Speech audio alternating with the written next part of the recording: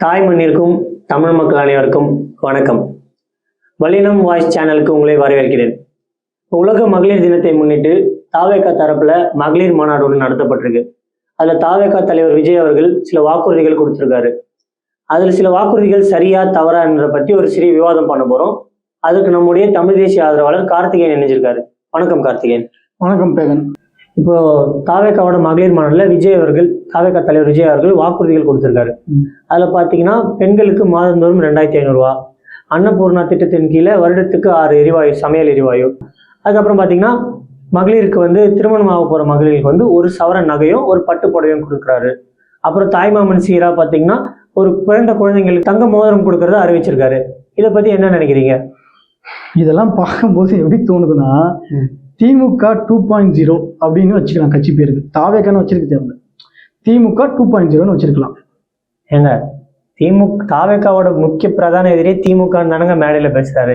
நீங்க என்னங்க திமுகவோட ஒப்பிடுறீங்க? இதுக்கு போய் இப்ப என்னங்க, இப்போ திராவிட மாடல் ஆட்சின்னு சொல்லிட்டு அவங்க என்னென்ன மாதிரியான இலவச திட்டங்களை சொல்றாங்களோ அதை கொஞ்சம் கூட மாத்தாம அதே மாதிரியே சொல்றாங்க. நீங்க திமுக என்ன பண்ணுது, 1000 ரூபாய் கொடுக்குதா மாசம் மாசம் குடிச்சா, அதை தாவேகா நிர்வாகியே எதிர்த்து பேசிக்கிறாங்க சில பேர். அது மட்டும் இல்ல, பெண்களுக்கான அந்த இலவச பஸ், அதுக்கு ஒருத்தர் ஒரு எம்எல்ஏ என்ன பண்ணாரு, ஓசி பஸ்ன்னு சொல்லிட்டாருன்னு சொல்லிட்டு இவங்க தாவேகா நிர்வாகி ஓசி பஸ்ல போவீங்களா, உங்களை பெண்களை கேவலப்படுத்துறாங்க பாருங்க அப்படின்னு சொல்லி கண்டிச்சு பேசியிருந்தாங்க. இப்ப அவர் தலைவர் என்ன பண்றாரு, தாவேகா தலைவர் என்ன பண்றாரு, பெண்களுக்கு இலவச பஸ் டிக்கெட், எல்லா அரசு பேருந்துகளையும் இலவச பஸ் டிக்கெட்னு சொல்லிட்டு அறிவிக்கிறாரு. இது என்ன அரசியல் எனக்கு புரியலைங்க. இது என்ன மாதிரியான அரசியல்? இதுக்கு எதுக்கு இவர் கட்சி ஆரம்பிக்கணும்? எனக்கு அதுதான் புரியல. அப்படியே திராவிட மாடலை காப்பி பண்ணி பண்றதுக்கு எதுக்கு நீங்க கட்சி ஆரம்பிச்சிங்க? எதுக்கு அதை தாவேகான்னு வேற பேர் வைக்கிறீங்க? வேணும்னா புதிய திராவிட கட்சின்னு பேர் வச்சுங்க, இல்ல இப்போ திமுக 2.0ன்னு பேர் வச்சுக்கோங்க. எதுக்கு இந்த மாதிரிலாம் பண்ணிருக்காருன்னு புரியல. இதுல அன்னொன்னு, அதிமுக இப்போ திராவிட கட்சிகள்லாம் என்ன பண்ணுச்சு இத்தனை வருஷமா? இவங்க ஒரு இலவச திட்டத்தை சொன்னா அதை கொஞ்சம் அதிகப்படுத்தி சொல்றது. எதிர்கட்சிகள் இப்ப அதிமுக 2000 ரூபாய் கொடுக்குதுன்னு சொல்லிச்சா? ஆமா. இப்ப இவங்க 5000 ரூபாய் போடுறது, 2000 ரூபாய் போடுறது, இப்ப இதெல்லாமே விமர்சிச்சாரு விஜய் கொஞ்சம் சமீபத்துல. நீங்க பாத்துருப்பீங்க, பாக்கலன்னா பாருங்க. 5000 ரூபாய் போடுறதையும் அதுக்கப்புறம் 2000 ரூபாய் போடுவீங்க, உங்க இஷ்டத்துக்கு நீங்க போடுவீங்கன்னு சொல்லிட்டு விஜய் விமர்சிச்சிருக்காரு. ஆனா இவர் என்ன பண்றாரு, இப்ப இவரு இதே மாதிரியான திட்டங்களை கொடுக்குறாரு. என்ன பண்றாருன்னு எனக்கு ஒன்றும் புரியல. எனக்கு தெரிஞ்சு இந்த ஸ்கிரிப்ட் பண்றாங்கல்ல, இவருக்கெல்லாம் தோணாது, இவர் எழுதி கொடுக்குறது தான் படிச்சுக்கிறாரு. இந்த ஸ்கிரிப்ட் பண்றவன் என்ன பண்ணிக்கிறான், அப்படியே திராவிடத்துல என்னென்ன பண்றாங்க, அப்படியே இந்த தமிழ் தேசியம்ன்றதுல என்னென்ன மாதிரியான வாக்குறுதிகள் கொடுக்குறாங்க, அப்புறம் இந்தியா முழுக்க இருக்கிற அரசியல் கட்சிகள் என்னென்ன மாதிரியான வாக்குறுதிகள் கொடுக்குறாங்க, இதை தூக்கிட்டு இவர் எழுதி கொடுத்துட்டாங்க. இவர் உட்காந்து இதெல்லாம் ஓகே அப்படியே ஒப்பிச்சுட்டு போட்டாரு. இதுதான் பண்ணிட்டு இருக்கிறாரு. எப்படிங்க விஜய் மட்டும் விமர்சிக்கிறீங்க? எல்லா அரசியல் கட்சியும் தானங்க வாக்குறுதிகள் கொடுக்குறாங்க பெண்களுக்கு இந்த மாதிரி. அதுல தாவேகா மாநாட்டுல கூட பெண்கள் இந்த வாக்குறுதிகள் கொடுத்ததுக்கு ரொம்ப ஆரவாரப்பட்டு கை தட்டினாங்க, அண்ணான்லாம் சொல்லி ரொம்ப ஆரவாரமா கரகோஷம் தட்டினாங்க. அது எப்படி நீங்க மறுத்து இப்படி சொல்றீங்க? அவங்களுக்கு அவ்வளவுதாங்க புரிதல். அவங்களுக்கு புரிதல் இருந்துச்சுன்னா முதல்ல அவங்க எதுக்கு தாவேகா பக்கம் ஆதரவு கொடுக்குறாங்க? அவங்களுக்கு அந்த அளவுக்கு தான் புரிதல் இருக்கு. நான் என்ன சொல்றேன்னா, இப்போ திமுக அதிமுக இது வரைக்கும் ஆட்சி செஞ்சு யாரு பண்ணாலுமே, பிஜேபி யாரு பண்ணாலுமே நம்ம அதை எதிர்க்கு தான் போறோம். நாங்க என்ன சொல்றோம்னா, தாவேகாவும் அதான் பண்ணுது. இப்ப தாவேகா ஏன்னா நாங்க புதிய மாற்றத்தை உருவாக்க தான் கட்சி ஆரம்பிச்சேன், நான் கரியரின் உச்சத்தை விட்டுட்டு நான் வந்திருக்கிறேன்னு எதுக்கு நீங்க பீத்திக்கிட்டு இருக்காரு? எதுக்கு கரியரின் உச்சத்தை விட்டுட்டு திராவிட மாடலை திரும்ப ஆரம்பிக்குது? அவங்க திராவிட மாடல் 2.0 ஆரம்பிக்க போறோன்ற மாதிரி பேசுறாங்கல்ல. இதுக்கு அடுத்த எலெக்ஷன் திராவிட மாடலோடைய 2.0 அடுத்த ஆட்சி திமுக. இவர் என்ன பண்றாரு, அதோடைய 3.0ன்ற மாதிரி போறாரு. சேம் டு சேம் அப்படி இருக்குது. இதுக்கு எதுக்கு இவர் கட்சி ஆரம்பிச்சாருன்னு தான் என்னுடைய கேள்வி. இதுல என்ன பிரச்சனை இருக்குன்னு நான் ஒன்னா விளக்கமா சொல்றேன், கேளுங்க. இப்ப பாத்தீங்கன்னா இவர் சொல்லியிருக்காருல தேர்தல் வாக்குறுதியில, இதுக்கெல்லாம் எவ்வளவு செலவாகும் தெரியுங்களா ஒரு அரசாங்கத்துக்கு? இப்போ 2500 ரூபாய் கொடுக்குறதா சொல்லியிருக்காரு, மாதம் கொடுக்குறதா. இதுக்கு குடும்ப அட்டை கணக்கு பண்ணீங்கன்னா ஒரு கோடியே 17 லட்சம் வரும். ஒரு 17 லட்சத்தை கழிச்சிடுங்க. ஏன்னா இவர் சொல்லியிருக்காரு மத்திய மாநில அரசாங்க ஊழியர்களுக்கு கிடையாதுன்னு சொல்லியிருக்காரு. அப்படி ஒரு 17 லட்சத்தை கழிச்சிடும் ஒரு தோராயமா. 60 வயதிற்கு உட்பட்டவங்களுக்கு தான். ஆமா, அது தோராயமா கழிச்சிடும். அப்போ 1 கோடி பேர் கொடுக்குறத வச்சுப்போம். அப்போ ஒரு 2500 கோடி ஆகுதா மாசம்? ஓகே, மாசம் 2500 கோடி ஆகுது. இப்போ 10 மாசத்துக்கு 12 மாசத்துக்கு ஒரு வருஷத்துக்கு கணக்கு பண்ணீங்கன்னா 25,000 ஒரு கணக்கு பண்ணீங்கன்னா 25,000 அது ஒரு 5,000 கோடி, அப்படி 30,000 கோடி ஆகுது வருஷத்துக்கு. இதுக்கு மட்டுமே 30,000 கோடி ஆகும். ஒரு வருஷத்துக்கு 30,000 கோடி ஆகுதா? இது கணக்கு மனசுல வச்சுங்க. அடுத்து 6 சிலிண்டர் அன்னபூர்ணா சூப்பர் 6 திட்டம் பேர். எனக்கு என்னன்னா ஏதோ நகைக்கடை விளம்பரம் மாதிரி இருக்குதுங்க இதுக்கு அது பார்க்கும்போது. என்னங்க பேர் வைக்கிறதுக்கு ஒரு இது இல்லைங்க. எங்கேயாவது நகைக்கடை விளம்பரத்தை போகும்போது பார்த்துட்டு சரி அதே வச்சிடலாம் நினைச்சிட்டாங்களோ என்னவோ. சரி திமுக வைக்காத பேராங்க, தெருக்கு தெரு விளம்பரம் பண்றாங்க. அதுதான் நானும் சொல்றேன், திமுக வைக்கிற மாதிரி எதுக்கு வைக்கிற, உனக்கு வேற பேரா கிடைக்கல, அன்னபூர்ணா சூப்பர் 6 என்னவோ விடுங்க. சரி 6 சிலிண்டர் கொடுக்குறாரு வருஷத்துக்கு 6 சிலிண்டர் அப்படின்னா 6000 ரூபாய் ஒரு ஆவரேஜா சிலிண்டர் விலை ஏறிடும் அப்படின்னு பாருங்க கூட ஒரு 6000 ரூபாய் வச்சுங்க. 6000 ரூபாய் வருது வருஷத்துக்கு. அப்போ ஒரு குடும்பம் ஒரு இதுவும் குடும்ப அட்டைக்கு கொடுக்கும்போது 1 கோடி பேருக்கு கொடுத்தோம்னா 6000 கோடி ஆகுது சிலிண்டருக்கு மட்டும் ஒரு வருடத்துக்கு. அது ஒரு 30, இது ஒரு 6 சேர்த்துங்க 36000 கோடி. அடுத்த திட்டத்துக்கு வாங்க.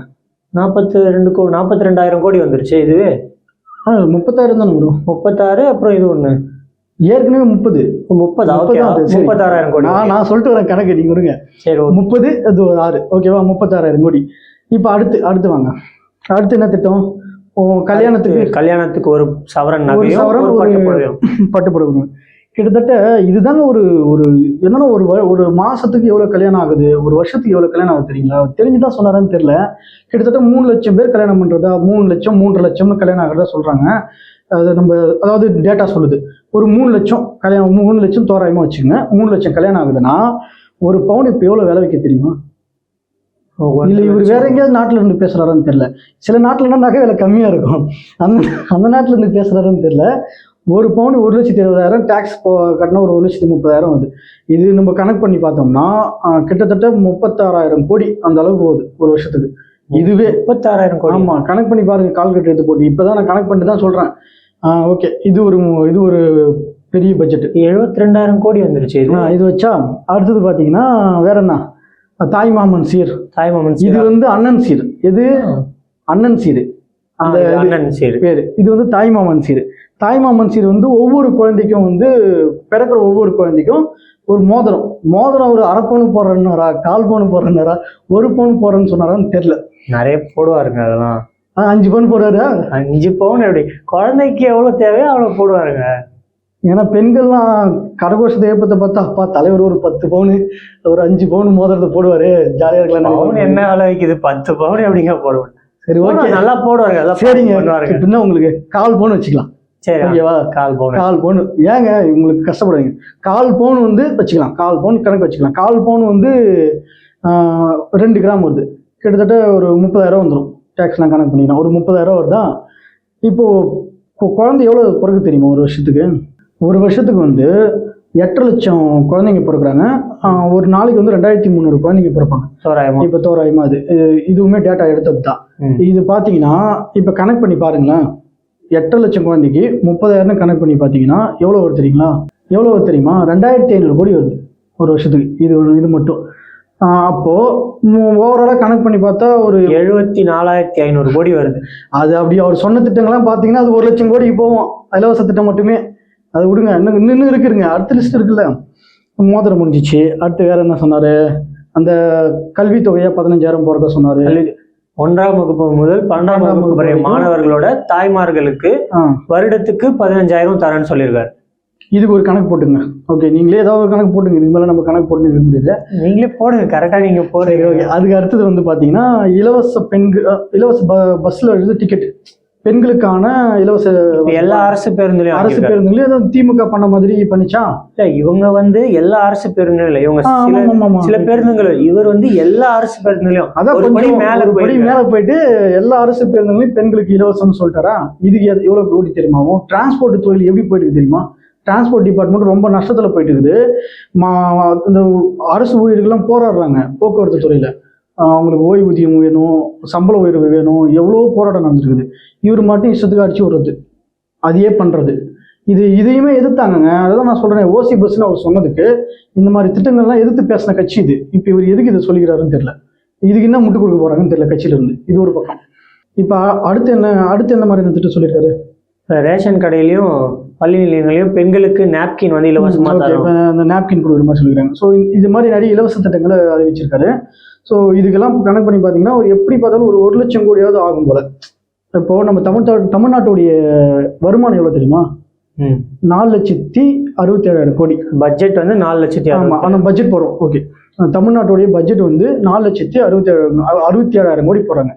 வருமானம் எவ்வளவு தெரியுமா? எவ்வளோ? 3,02,000 தான். நட்டத்துல தான் போகுது. அவ்வளவு. அப்போ நஷ்டத்துல போயிட்டு இருக்கு ஆல்ரெடி. இப்ப ஏன் ஏறிச்சுன்னு தெரியுதுங்களா? 5 லட்சத்துல இருந்து 10 லட்சம் கோடி வரைக்கும் ஏன் ஏறிச்சுன்னு தெரியுதுங்களா? கடன் 10 லட்சத்துக்கு மேல ஏத்திட்டாங்க. 10 லட்சத்துக்கு மேல ஏறுது இப்ப தெரியுதுங்களா? ஏன்னா நம்ம போடுற பட்ஜெட்டுக்கும் வர வருமானத்துக்கும் பற்றாக்குறையா இருக்கு. இதுல டாஸ்மாக் மட்டுமே கிட்டத்தட்ட 45,000 கோடி அந்த அளவுக்கு வருமானம் வருது. 50,000 கோடி 45,000 கோடி வருமானம் வருது ஒரு வருஷத்துக்கு. இவ்வளோ டாஸ்மாக் வருது. இப்போ இவர் என்ன, நான் ஒரு கேள்வி கேட்குறேன், விஜய் வந்து டாஸ்மாக் அரசாங்கம் நடத்தாதுன்னு அறிவிப்பாரா இல்லையா? அப்படி அறிவிச்சா 45,000 கோடி அரசாங்கத்துக்கு இல்லை. கண்டிப்பா அறிவிப்பாருங்க. எத்தனையோ தங்கைமார்கள் அப்ப இல்ல அப்ப அதை கழிச்சிட்டீங்க. அப்ப 45,000 கோடி கழிச்சுட்டு அப்ப வருமானத்துல 45,000 கோடி கழிச்சிட்டீங்கன்னா ஒரு 3 லட்சம் கோடி வருது. 2.5 லட்சம் கோடி 2.70 கோடி தான் வரும். அவ்வளவுதானே வரும்போது. என்னங்க இது? ஒரு நம்ம வருமானம் எவ்வளோன்னு தெரிஞ்சுக்கணும். இதெல்லாம் இப்போ நம்ம ஒரு யூடியூப்ல இருக்கிற நாமளே ஒரு டேட்டா எடுத்து பார்த்துட்டு தான் பண்றோம். எவ்வளோ கோடி நம்ம பட்ஜெட்டு, எவ்வளோ செலவு பண்றோம், எவ்வளோ நம்ம வருமானம் வருது எல்லாம் பார்க்குறோம். ஒரு குடும்பத்தில் இருக்கிறவங்க பார்ப்பாங்க, நம்மளுக்கு எவ்வளோ வருமானம் வருது, நாம இவ்வளோ செலவு பண்ணணும்னு போடுவோம். நஷ்டத்துல போனா எப்படிங்க அது? எப்போ கடன் வாங்குவீங்க? இந்த கடன்லாம் யார் மேல வரும்? நம்ம மேல தான் வரும். இப்போ டிஎம்கே ஆட்சி இருக்குல்ல, 5 லட்சம் கோடியை 10 லட்சத்துக்கு மேல கொண்டு போயிட்டாங்களே. இப்போ தாவேக்கா வந்தா என்ன பண்ணும்? இந்த மாதிரி இலவச திட்டத்தை நிறைவேற்றுவீங்களா? இல்லை சும்மா டிஎம்கே மாதிரி அரசு சும்மா ஒரு நம்ம தான் வரவா போறோம் அப்படின்னு வருவாங்க. வருவீங்கல்ல, இதை நிறைவேற்றுறீங்கன்னு வச்சுப்போம். அப்ப இது கடன் வாங்கி தான் நிறைவேற்ற முடியும். தெரியுதா? யார் தலையில விடுறது? கேட்டாங்களா மக்கள்? இந்த கடன்லாம் எப்படி அடைக்கிறது? தமிழ்நாட்டுடைய கடன் எப்படிங்க அடைக்கிறது? முதல்ல வருமானத்தை இன்க்ரீஸ் பண்ணி கடனை அடைக்க பார்க்கணும். அதை விட்டுட்டு நீங்க மட்டும் இலவச திட்டத்தை அறிவிச்சிருக்கீங்க. இப்போ நலத்திட்டங்கள் அறிவிக்கிறது தவறுனா நீங்க இப்போ எந்த மாதிரி நலத்திட்டங்கள் தான் நீங்க ஏத்துப்பீங்க, ஆதரிப்பீங்கன்னு சொல்ல வரீங்க? இல்லை, நான் அதை தான் சொல்ல வரேன். இப்போ என்னன்னா, நாங்கள் சொல்றது, தமிழ் தேசியம் சொல்றது என்னன்னா, முதல்ல வந்து கல்வி, மருத்துவம், இது ரெண்டுத்துக்கும் ஒரு குடும்பத்தில் எவ்வளோ செலவு பண்றாங்கன்னு தெரியுங்களா? ஒரு கல்வியில ஒரு எல்கேஜி யூகேஜி நல்லா படிக்க வைக்கணும் அப்படின்னா கிட்டத்தட்ட லட்சக்கணக்கில் செலவு பண்றாங்க. ஆவரேஜா ஒரு மீடியமான ஸ்கூல்ல சேர்த்தா கூட 50,000 வந்துருது. ஹாஸ்பிட்டலுக்கு ஒரு வருஷத்துக்குள்ள கணக்கு பண்ணீங்கன்னா அதுவும் இல்லை 50,000 1 லட்சம் அப்படின்னு போகுது. இப்போ இது வந்து அரசாங்கம் இலவசமா கொடுக்கணும், தரமா கொடுக்கணும்.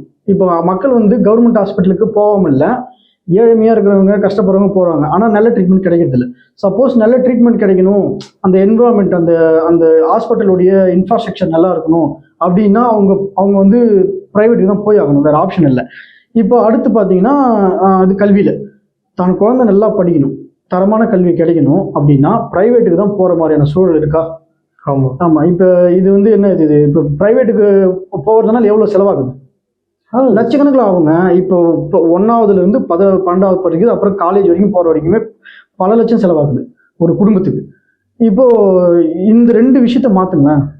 இத்தனை இலவச திட்டங்களுக்கு பதிலாக ஒரு வருஷத்துக்கு கிட்டத்தட்ட 1 லட்சம் கோடி செலவு பண்ணுறது, இந்த மாதிரிலாம் செலவு பண்ணுறதுக்கு நீங்கள் வந்து கல்வியே ஒரு பள்ளிக்கூடங்களை, இன்ஃப்ராஸ்ட்ரக்சரை, என்விரான்மெண்ட்டை, சுற்றுச்சூழல், அங்கே இருக்கிற தரமான கல்வி, மக்களுக்கு நம்பிக்கை வரணும். நம்ம கவர்மெண்ட் ஸ்கூலில் சேர்த்தோம்னா நம்ம குழந்தை நல்லா படிக்கும், அங்கே இருக்கிற சூழல் நல்லா இருக்கு அப்படின்னு நம்பிக்கை வரணும். அந்த மாதிரி மக்களுக்கு அந்த விஷயத்த மாற்றிடுங்க. அதே மாதிரி இது ஹாஸ்பிட்டலுக்கும், கவர்மெண்ட் ஹாஸ்பிட்டலுக்கு போனால் நல்ல ட்ரீட்மெண்ட் கிடைக்கும், நல்ல மருந்து மாத்திரைகள் கிடைக்கும், நல்ல ட்ரீட்மெண்ட் கிடைக்கும். கவர்மெண்ட் ஹாஸ்பிட்டல் நல்லா பார்த்துக்கிறாங்க டாக்டர்ஸ், அங்கே இருக்கிற என்விரான்மெண்ட், இன்ஃப்ராஸ்ட்ரக்சர்லாம் நல்லா இருக்கு அப்படின்ற மாதிரி மக்கள் அங்கே வர ஆரம்பிச்சிட்டாங்கன்னா இப்போ மக்களுக்கு எவ்வளோ சேவிங்ஸ் ஆகும்? பல லட்சம் சேவிங்ஸ் ஆகும். அப்போது இந்த இலவச திட்டங்கள் தேவைப்படாது. நீங்கள் இவ்வளோ செலவு பண்ணுறத இதை சரி பண்ணிங்கன்னு வச்சுங்களேன், மக்கள்கிட்ட பணம் இருக்கும். படிப்புக்கு செலவு பண்ணுறது, ஹாஸ்பிட்டலுக்கு செலவு பண்ணுறது மிச்சமாகும் போது மக்கள்கிட்ட பணம் இருக்கும். இப்போ படிக்கிறதுக்கு வந்து 15,000 கொடுக்குறீங்களா? இதெல்லாம் தேவையில்லை. இது நீங்கள் ஸ்கூலில் டெவலப் பண்ணிட்டாலே மக்களுக்கு அதெல்லாம் மிச்சம். இது அவசியப்படாது. அடுத்து பார்த்தீங்கன்னா 2,500 ரூபா கொடுக்குறீங்க குடும்பத்துக்கு. இதை நீங்கள் மிச்சம் பண்ணீங்க. இந்த 2 விஷயத்தில் வருமானம் மீதியாக போகுது, மக்களுக்கு செலவு குறைய போகுது. அப்படின்னும் போது இந்த 2,500 ரூபா கொடுக்கணும்னு அவசியம் இருக்காது. அவங்களே அவங்களுடைய குடும்ப செலவுகளை பார்த்துப்பாங்க பெண்கள். அடுத்து பார்த்தீங்கன்னா அந்த சிலிண்டர், ஏங்க இது எப்படிங்க ஒரு சிலிண்டர் வாங்கி சமைக்க முடியாத அளவுக்கு ஒரு குடும்பம் இருக்குதுன்னா தமிழ்நாட்டில் அது அது அது அது ரொம்ப கேவலம். அந்த மாதிரி அரசாங்கம் வச்சுக்குதுன்னா அப்போது இதை சரி பண்ணிட்டா அவங்க சிலிண்டரு, சமையல் பொருள், ரேஷன் கடைக்கு போகணும் அவசியம் இருக்காது. எல்லாமே அவங்க குடும்ப செலவுகளுக்கு எல்லாமே கையில் பணம் இருக்கும், மீதியாக இருக்கும். அவங்க வருமானமே அவங்களுக்கு மிச்சமாக தான் இருக்கும். இப்போ நீங்கள் நகை இவ்வளோ நகை ஒரு பவுன் நகை கொடுக்குறேன், இது பண்ணுறேன், 1/4 பவுன் நகை கொடுக்குறேன் குழந்தைக்கு, இதெல்லாம் சொல்கிறீங்கல்ல, இது வந்து சும்மா கவர்றதுக்காக பேசுறது, அந்த பெண்கள் ஓட்டை கவர்றதுக்கோசரம். இதெல்லாம் தேவையில்லை. நீங்கள் குடும்பத்தை நடத்துறதுக்கு அவங்களுக்கான அந்த செலவினங்களில் குறைக்கும் போது, நம்ம ஒரு அரசாங்கமாக இந்த கல்வி மருத்துவம் மட்டும் சரி பண்ணிட்டு குறைக்கும் போது, அவங்க பசங்களுக்கு அவங்க தேவையான நகை எடுத்து போட்டுக்க போகிறாங்க. எல்லாமே அவங்க பார்த்துப்பாங்க. இந்த நாப்கின் கூட இருக்குது, நாப்கின் கொடுக்குறேன்னு சொல்லிங்க, அது நல்ல திட்டம் தான். ஆனால் அதை கூட வாங்க முடியாத அளவுக்கு பெண்கள் இருக்கிறதா அப்படி அந்த நிலைமைக்கு தள்ளக்கூடாது அரசாங்கம். இதை சரி பண்ணிட்டீங்கன்னா நாப்கின் எவ்வளோ ஆகிட போகுது, அது ஈஸியாக வாங்கிடுவாங்க. ஸோ இந்த இலவச திட்டங்கள் இப்போ இதுக்கு முன்னாடி பண்ணாங்கல்ல டிஎம்கே, டிவி கொடுத்தது, அப்புறம் அதிமுக ஃபேன் கொடுத்தது, அப்புறம் மிக்சி கொடுத்தது, கிரைண்டர் கொடுத்தது, இதெல்லாம் அந்த வீட்டுக்கான அடிப்படை விஷயங்களை கொடுத்துருக்காங்கல்ல, ஒரு இந்த உபயோகப்படுற மாதிரி. இதெல்லாம் மக்களே வாங்கிக்கணுங்க. அரசாங்கத்திட்ட கையேந்தி தான் அவங்க இதெல்லாம் வரணுன்ற நிலைமையில அரசாங்கம் வச்சுக்குதுன்னா அது கேவலம். இதைத்தான் தமிழ் தேசியம் இத்தனை வருஷமா 15 வருஷமா எதிர்த்துட்டு இருக்குது. இதில் இந்த இலவச கொடுத்து மக்களை கவர்ந்துட்டு ஊழல் பண்ணாதீங்க, கொள்ளையடிக்காதீங்க அப்படின்னு. எனக்கு என்ன சந்தேகம்னா, திராவிடம் மாதிரி இவங்க இலவச திட்டத்தை கொடுக்கும்போது அப்போ திராவிடம் மாதிரி ஊழல் பண்ண போறாங்களான்றதான் சந்தேகம் வருது. ஊழல் அப்படிங்க பண்ணுவாங்க, அதெல்லாம் பண்ண மாட்டாங்க. குடும்பத்திலே ஊழல் பண்றாரு, குடும்பத்திலே பேசுங்க, குடும்பத்திலே ஊழல் பண்றாரு அவரு. தனிப்பட்ட வாழ்க்கையை விடுங்க, அது வழக்கு போயிட்டு இருக்கு. தனிப்பட்ட வாழ்க்கைன்னு அவரு விட்டுருக்கணும். அவர் பொதுவெளியில கூப்பிட்டு சுத்தனா எல்லாரும் விமர்சிக்க தான் செய்வாங்க. சரி, அந்த கதையெல்லாம் பேசியாச்சு, விடுங்க, அதுக்குள்ள போக தேவையில்ல. சரி, இப்போ வந்து நம்ம அடுத்த விஷயத்த பார்ப்போம். அடுத்த விஷயத்துக்கு போகிறதுக்கு முன்னாடி ஒரு முக்கியமான பாயிண்ட் நம்ம மறந்துட்ட ஃப்ளோவில் என்னன்னா, இப்போ நீங்கள் இவ்வளோ நகை கொடுக்குறீங்கல்ல, 1 பவுன் நகை, இல்லை 1/4 பவுன் கொடுக்குறீங்க, இல்லை 5 பவுன் கொடுக்குறீங்க, எவ்வளோ கொடுக்குறீங்க, இது எங்கே போகணும்னு நினைக்கிறீங்க? இல்லை, அவங்க தாங்க பயன்படுத்துறதுக்கு தாங்க. நகை எடுக்கிறதுலாம் வீட்டில் பயன்படுத்திருக்கிறாங்கன்னு நீங்கள் பார்த்துருக்கீங்களா? எங்கே போகுது தெரியுமா? எங்கே போகுது? படிக்க வைக்கிறதுக்காக அடகு கடைக்கு போகுது, பேங்க்குக்கு போகுது.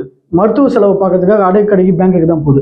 பொருளாதார பற்றாக்குறை கவர்மெண்ட்டில் மட்டும் இல்லை, அரசாங்கத்தில் மட்டும் இல்லை, ஒவ்வொரு குடும்பத்திலையும் இருக்குது. பத்தலை, படிக்க வைக்கிறதுக்கும் இது ஹாஸ்பிட்டல் செலவுக்குமே பத்த மாட்டேது. இங்கே ஒன்றும் பெருசாக எல்லாரும் ஆடம்பரமாக வாழ்ந்துறது இல்லை. ஒரு பைக்கு மிஞ்சி போனால் கொஞ்சம் சம்பாரிச்சா கார் வாங்குவான், ஒரு வீடு கட்டுவான், இதை தான் பண்ணிட்டு இருக்கிறான். இது என்ன, நீங்கள் கொடுக்குறாங்க கண்டிப்பாக அடகு கடைக்கு போவோம், பேங்க்குக்கு போவோம். அவங்க ஒன்றும் போட்டு அனுபவிக்க போகிறது இல்லை. இதெல்லாம் கொடுக்கணும்னு அவசியம் இல்லை. நான் என் கருத்தை சொல்கிறேன், இதெல்லாம் கொடுக்கணும்னு அவசியம் இல்லை. கல்வி தரமாக கொடுங்க, மருத்துவத்தை தரமாக கொடுங்க, இலவசமாக கொடுங்க, எல்லாருக்கும் சமமாக கொடுங்க, முடிஞ்சே போச்சு. அவன் குடும்பத்தை அவன் பொருளாதாரத்தில் மீதியாக இருப்பான், அவன் குடும்பத்தை அவன் தேவைகளை எல்லாம் பார்த்துப்பான். இதெல்லாம் சரி, இது இலவசம் கொடுத்து தான் இதை சரி செய்யணும்னு இல்லை. இது புரிதல் இருக்குதா இல்லையான்னு தெரியல. இது என் கருத்து, நான் சொல்கிறது என் தனிப்பட்ட கருத்து நான் சொல்கிறேன். அதாவது இலவசங்கள் கொடுத்து மக்களை வந்து நீங்க மழுங்கடிக்காதீங்க, அவங்களோட தனிப்பட்ட வாழ்க்கையை பொருளாதாரத்தை மேம்படுத்துற மாதிரி நீங்க திட்டங்களை கொண்டு வாங்க, பள்ளிகளோட இன்ஃப்ராஸ்ட்ரக்சரை மேம்படுத்துங்க, மருத்துவமனைகளை சீரமைங்க அப்படின்னு. அப்படி பார்த்தா மகளிருக்கு சுய உதவி குழு மூலமா 5 லட்சம் வரையும் அவர் பணம் கொடுக்கறதா சொல்லியிருக்காருங்க. அதெல்லாம் பரவாயில்ல, அதெல்லாம் ஓரளவுக்கு நல்ல திட்டம் தான். அதுதான் நானும் சொல்றேன். அதாவது இவர் என்ன பண்ணிக்கிறாரு, 1-2 நல்ல திட்டமா தெரியுது. அந்த மாதிரி 5 லட்சம் சுய உதவி குழு கொடுக்குறாங்க, அவங்க அதை இன்வெஸ்ட்மெண்ட் பண்ணுவாங்க, ஒரு தொழில் பண்ணுவாங்க, இல்லை ஏதோ ஒரு அவங்களுக்கு உதவியா இருக்கும் பெண்களுக்கு. அதை தான் நாங்களும் சொல்றோம். ஒரு கவர்மெண்ட் என்ன பண்ணணும்னா, இந்த 2 விஷயத்த மட்டும் இல்லை, நான் இன்னொன்று சேர்த்து சொல்லிடுறேன். பொருளாதார ரீதியாக மக்களை உயர்த்ததுக்கு வழி பண்ணணும். இப்போ பல நாடுகள் இருக்கு, பல நாடுகளில் எண்ணெய் வளங்கள் இருக்கு, கனிம வளங்கள். அதில் அவங்களுடைய வளங்களை வச்சு அவங்க நாடும் அரசாங்கமும் வளரும், மக்களும் வளர்ச்சி அடைவாங்க. இது நிறைய நாட்டில் இருக்கு. இப்போ எண்ணெய் வளங்கள் இருக்கிற நாடுகள்லாம் அப்படிதான், ஒண்ணுமே இல்லை, வெறும் எண்ணெய் தான் இருக்கு அரபு நாடுகளில். இப்போ நம்மள்ட்ட என்ன இருக்குன்னு தெரியுமா? அந்த எண்ணெய் இல்லைன்னா கூட உலகம் இயங்கும். எண்ணெய் இல்லாதப்பையும் உலகம் இயங்குச்சு. ஆனால் உணவு இல்லைன்னா உலகம் இயங்குமா? நம்மள்ட்ட உணவு உற்பத்தி செய்யறதுக்கு கோடிக்கணக்கான ஏக்கர்ஸ் இருக்கு, லட்சக்கணக்கான விவசாயிகள் இருக்கிறாங்க. வேளாண்மை அந்த அளவுக்கு நம்ம செழிப்பாக இருந்தோம். வேளாண்மையை இந்த திராவிட அரசாங்கம் மட்டுப்படுத்திடுச்சு. இந்த மாதிரி போயிட்டு இருக்குது. இதை சரி பண்ணணும். இதை எப்படி இப்போ சரி பண்ணலாம்னா, இப்போ வேளாண்மை நிலங்கள் இருக்குல்ல, மக்கள்ல இப்போ விவசாயிகளை எத்தனையோ பேர் விவசாயத்தை விட்டு போயிட்டான். இப்போ யங்ஸ்டர்ஸ்லாம் விவசாயம் பண்றது இல்லை. ஸோ விஜயே வந்து அடுத்த ஜென்மத்தில் நான் பிறந்த விவசாயியா தாங்க பிறப்பேன். இந்த ஜென்மம் என்ன ஆச்சு? எனக்கு சிரிப்பு வர மாதிரி கேள்வி கேட்குறீங்க. நான் என்ன சொல்றேன்னா, இந்த ஜென்மம் என்னாச்சு? கோடிக்கணக்கில் பணம் இருக்கு, நீங்கள் இப்போ சென்னைக்கு ஒதுக்குப்புறமா கூட விவசாய நிலங்கள் இருக்குது. நீங்கள் ஒன்று தென் மாவட்டத்தில் தான் போகணும்னு அவசியம் இல்லை. தஞ்சாவூர் போய் தான் நீங்கள் விவசாயம் பண்ணணும் இல்லை. சென்னைக்கு ஒதுக்குப்புறமா இருக்கிற இடத்துல காஞ்சிபுரம் பக்கம் ஏதோ ஒரு அவுட்டரில் நீங்கள் ஒரு 10 ஏக்கர் உங்கள்கிட்ட இருக்கிற பணத்துக்கு ஒரு 10 ஏக்கரை அங்கே ஒரு நல்ல பிரம்மாண்டமாக நீலாங்கரையில் வீடு பீச் ஹவுஸ் மாதிரி விவசாயத்து நிலத்தில் வீடு கட்டி நான் விவசாயம் பண்ண வேண்டியதானே? யார் உங்களுக்கு வேணாம்னா ஏர் ஓட்ட வேண்டியதானே? செய்ய வேண்டியதானே? யாராவது தடுத்தமா வந்து அடுத்த ஜென்மத்தில் இந்த ஜென்மத்தில் விவசாயம் வாழுங்க. வாழணும்னு ஆசை இருந்தால், உண்மையான ஆசை இருந்தால் விவசாயம் வாழணும்னு ஆசை இருந்தால் வாழ போகிறாங்க. எத்தனை நடிகர்கள் பார்த்துக்கிறீங்க அவங்கவுங்க விவசாயம் வாழ்கிறாங்க. நீங்கள் நிறைய பேர் பார்த்துருக்கீங்க. எத்தனையோ நடிகர்கள் இது மாதிரி விவசாயம் வாழ்கிறாங்க, விவசாயம் பண்ணுறாங்க. அந்த மாதிரி விருப்பப்பட்டா பண்ணுங்க. அதெல்லாம் யாரும் ஒன்றும் தடுக்கப்படுத்தல. அடுத்த ஜென்மத்துக்கு தான் பிறந்து வரணும்னு அவசியம் இல்லை. இதை விடுங்க, முக்கியமான விஷயத்துக்கு வருவோம். நான் அதை தான் சொல்லணும்னு நினச்சேன். வேளாண்மை செய்கிறவங்களை ஊக்கப்படுத்துங்க. ஒரு அரசாங்கமாக என்ன சொல்லுங்கள் மக்கள்கிட்ட, விவசாயிகள்கிட்ட என்ன சொல்லுங்கள், நீங்கள் விவசாயம் பண்ணி கொடுங்க, பொருளை நாங்கள் எக்ஸ்போர்ட் பண்ணுறோம். பல நாடுகளுக்கு உணவு தேவைகள் இருக்குது, உணவுப் பொருட்கள் தேவைப்படுது, விவசாயம் சார்ந்த பொருட்கள் நிறைய உற்பத்தி பண்ணி கொடுங்க, நாங்கள் வந்து எக்ஸ்போர்ட் பண்ணுறோம். இந்த மாதிரி சொன்னீங்கன்னா ஒரு அரசாங்கம் ஒரு அரசு நிறுவனமாக இப்போ மைசூர் சாண்டல் கூட கர்நாடகா பண்ணுறாங்கல்ல, அந்த மாதிரி தயாரிக்கலாங்க. இதுதான் ஒரு அரசாங்கம் இதை தான் செய்யணும். அதை விட்டுட்டு இலவச திட்டம் அறிவிச்சது கிடையாது. அவங்க மக்களை வந்து மழுங்கடிக்கக்கூடாது, சோம்பேறித்தனமாக்கக்கூடாது, உழைக்கிறவங்களுக்கு ஊக்கப்படுத்துகிற மாதிரி பண்ணணும். இப்போ விவசாயிகிட்ட இந்த மாதிரி சொன்னீங்கன்னா அவங்க உற்பத்தி பண்ணி கொடுக்க போகிறாங்க. நீங்கள் அதை எக்ஸ்போர்ட் பண்ணுங்கள். விவசாயிகளுக்கு நல்ல லாபத்தில் வாங்குங்க அந்த பொருட்களை. அரசாங்கம் வாங்குங்க. விவசாயிகிட்ட அவங்க எந்த அளவுக்கு ஒரு 50% லாபம் அடைகிற அளவுக்கு வாங்குங்க. ஏன்னா எக்ஸ்போர்ட் பண்ணால் ஃபாரின் கண்ட்ரீஸ்லாம் நிறைய லாபம் வரும். அரசாங்கத்துக்கு லாபம் வரும், விவசாயிகளும் நல்லா இருப்பாங்க, பொருளாதாரத்தில் மக்களும் நல்லா இருக்க போகிறாங்க. இப்போ விவசாயம் சார்ந்த அந்த தொழில்கள்லாம் நிறைய உருவாக்கும். இப்போ ஒரு ஏரியாவில் ஒவ்வொரு ஏரியாவிலையும் ஒவ்வொன்றும் ஃபேமஸ். இப்போ சில இடத்துல வந்து இளநீ நல்லா அந்த மாதிரி இப்போ அந்த மாதிரி தொழிற்சாலைகள் ஆரம்பிக்கலாம். விவசாயம் சார்ந்த தொழிற்சாலைகள் ஆரம்பிக்கலாம். அந்தந்த ஏரியாவில் அந்த சூழலுக்கு ஏற்ற மாதிரியான விவசாயம் சார்ந்த தொழிற்சாலைகளை உருவாக்குனீங்கன்னா எல்லாரும் கிளம்பி சென்னைக்கு வர மாட்டான். அவன் ஊரில் அவன் அங்கங்கே ஃபேக்ட்ரிஸ்க்கு போவான், வேலை செய்வான், உழைப்பான், வருவான், நல்லா சாப்பிட்டு படுத்து குடும்பத்தோடு நல்லா இருப்பான். எங்கள் குடும்பத்தை விட்டுட்டு சென்னை இல்லைன்னா நேட்டிவை விட்டுட்டு பிறந்து வளர்ந்த மண்ணை விட்டுட்டு சென்னைக்கு வந்து எவ்வளோ பேர் கஷ்டப்படுறான் தெரியுமா? ஐடி கம்பெனிஸில் எவ்வளோ பேர் ராத்திரி பகல் பார்க்காம கஷ்டப்படுறான். எவ்வளோ எல்லா இளைஞர்களுமே இப்போ இருக்கிற காலகட்டத்துக்கு கஷ்டப்பட்டுக்கிறாங்க. ஆனால் எல்லாருமே அங்கேருந்து வரவங்க கஷ்டப்படுறாங்க. அங்கேயே அவங்களுக்கு எல்லா வேலை வாய்ப்புகளையும் ஏற்படுத்துங்க. அங்கேயே விவசாயம் சார்ந்த வேலை வாய்ப்புகளை ஏற்படுத்திட்டிங்கன்னா அது அவங்க ஈஸியாக முடிஞ்சு போகுது. இதெல்லாம் பண்ணாமல், இந்த விஷன், இந்த நோக்கம் இல்லை அவருக்கு, இந்த பார்வை இல்லை, இதெல்லாம் பண்ணாமல் அப்படியே திராவிட மாடலை அப்படியே கொண்டு வரீங்க. இதுதான் நான் சொன்ன முன்னாடி.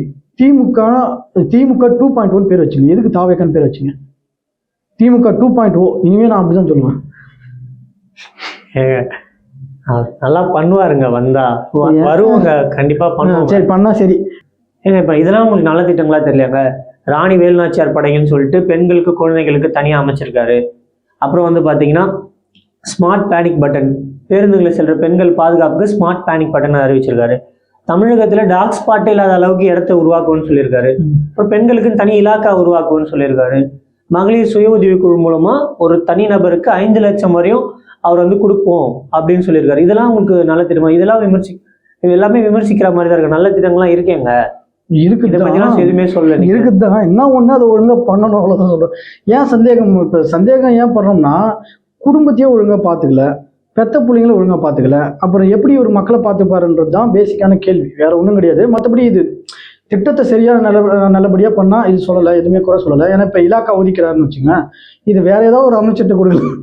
இவர் என்ன பண்ண போறாரு? இவருக்கு பனையூரில் விட்டு வெளியே வந்து எதுவுமே பண்ண போகிறது. இவர் வந்து என்ன பண்ணுறாரு, இவர் நேரடி கட்டுப்பாட்டுக்குள்ளே வச்சுக்கிட்டா பெண்களுக்கான இலாக்காவை நம்பிக்கை வர மாட்டேது. குடும்பத்தை கட்டுப்பாட்டுக்குள்ளே வச்சுக்கிட்டு குடும்பத்தை ஒழுங்காக பார்க்காதவர் ஒரு மந்திரியாக இருந்து ஒரு இலாக்காவை மொத்தம் தமிழ்நாடு முழுக்க இவர் பார்த்துருவாருன்றது தான் நம்பிக்கை தான் எங்களுக்கு வர மாட்டேது, வேற ஒன்றும் கிடையாது. மற்றபடி இது நீங்கள் சொன்ன எல்லா திட்டங்களும் இப்போ இதெல்லாம் ஓரளவுக்கு நல்ல திட்டங்கள் தான். மகளிருக்கான திட்டங்கள் இது நல்ல திட்டங்கள் தான். இன்னும் நிறைய திட்டங்கள் சொல்லியிருக்காருங்க, அதெல்லாம் வெட்டிங்க. திட்டங்கள் இதுக்கு மேலே எதுவும் சொன்னது எனக்கு தெரியல. ஆனால் என்ன பண்ணாரு, இப்போ எனக்கு இருக்கிற பிரச்சனை, அந்த பிரச்சனையை பற்றி யாரும் வருத்தப்படாதீங்க, நிறைய பேர் ஹர்ட் ஆகுறீங்க, இதெல்லாம் ஒர்த்தே இல்லை அப்படின்னு பேசிக்கிறாரு. வருத்தம் இல்லைன்னு சொல்லியிருப்பாருங்க. ஒர்த்து இல்லைன்னு தான் சொன்னாரு. நல்லா கேட்டு பாருங்க. சரி, வருத்தம் இல்லைன்னு கூட வச்சுங்களா, ஒர்த்து இல்லையோ வருத்தம் இல்லையோ, அப்போது குடும்ப விஷயத்தை ஒழுங்காக பார்த்துக்கல, நீங்கள் இந்த மாதிரி கூப்பிட்டு சுற்றுறீங்க, ஜோடி போட்டு சுற்றுவீங்க, ஆனால் வந்து நீங்கள் வருத்தம் இல்லைன்னு ஸ்டேஜில் சொல்லுவீங்க. இதெல்லாம் நிறைய பேர் கண்டிச்சிருக்காங்க. நீங்கள் பார்த்தீங்களான்னு தெரியல, தாவேக்காவுடைய நிர்வாகியே கண்டிச்சிருக்காங்க. ஒரு நடிகை, பெண் நிர்வாகி, ஆமாம் பெண் நிர்வாகி, ஒரு நடிகை, அவங்க கண்டித்து பேசிக்கிறாங்க. அவங்களுக்கு நம்ம வாழ்த்துக்கள் சொல்லிக்கிறோம். ஏன்னா இந்த மாதிரி போல்டாக பேசணும். இவங்களை பார்த்து சில பெண்கள் திருந்தணும். இவர் இந்த மாதிரி பேசக்கூடாதுங்க. அதுதான் எனக்கு சந்தேகமா, இவருடைய கேரக்டரே ரொம்ப மோசமா இருக்குது. இதெல்லாம் ரொம்ப அருவருக்கத்தக்க இழிவான செயல். இப்படிப்பட்ட ஒரு நபர் இவர் சொல்றதெல்லாம் செஞ்சிருவாரான்றது தான் நம்மளுடைய விமர்சனம், வேற ஒன்றும் கிடையாது. உங்களோட கருத்துக்களை சொல்லியிருக்கீங்க. பார்ப்போம் 2026 மக்கள் யாருக்கு ஓட்டு போட்டு யாரை முதல்வர் ஆக்குறாங்கன்னு. நன்றி கார்த்திகேயன். நன்றி.